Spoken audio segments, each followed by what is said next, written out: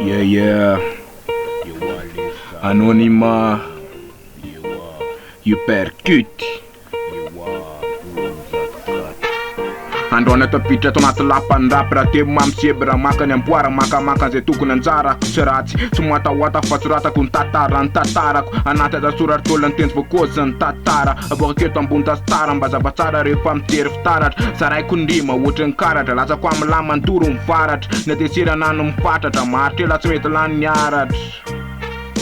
tapita rehefa nateraka de mila mipetraka maka ny toerana mila maka ny toerana mendrika niterika rahala tobilala ny tany karakaina rehefa karakaraina ambony esta manokatra sakra mitanisa motra anonyma mandeha tokana sotera nkera milamima mikorotana ny fera milamima lesy losifera manambany ny ambany tany alaskopy amin'ny zava-pita manambany anany efa sady mbola tsy naheno mitikana rehefa ao ambony pity manoratra zany natovainy pipuraka le tonga ambony efa maro ny ohatra ny diapenina mamela olatra voafetaka ela manohatra tsy mila tonkira fa tombavaka avy amin'ny ato alefa ketolo ny kozy milay fa tsy latsa tanja ny taloha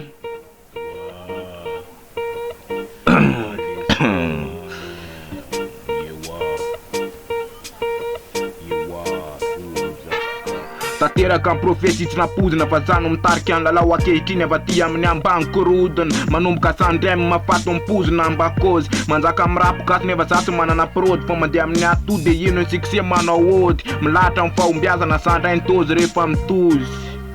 masevatra mikely saina ankozy nefa maivana hotonako mafy ny atola samy tsingevana vatana malemy mila tehana zatsy mila sehatra mivelatra kilasy be hoalantsy ho toy ny alfabeta sy ny asa soratra sy ny litera sy ny ambiny rehetra tasomboka androana trompetra fa tsy farany vo manomboka ty vo takelaka voalompy vo soratra amin'ny tatarany omena tsy misy sarany ratsaka ny ramaso aleo ilatsaka vita ny tomany de mipotra ny hery tsy mety lany mipatrapatraka mifandona amin'ny tapatapaka azafana mangatsangatsaka velariko eto anatria ny latsa ny lanitra ny saiko rapoka tsisy toky anony fa kozikany fa io lesinaiko nomena anany aina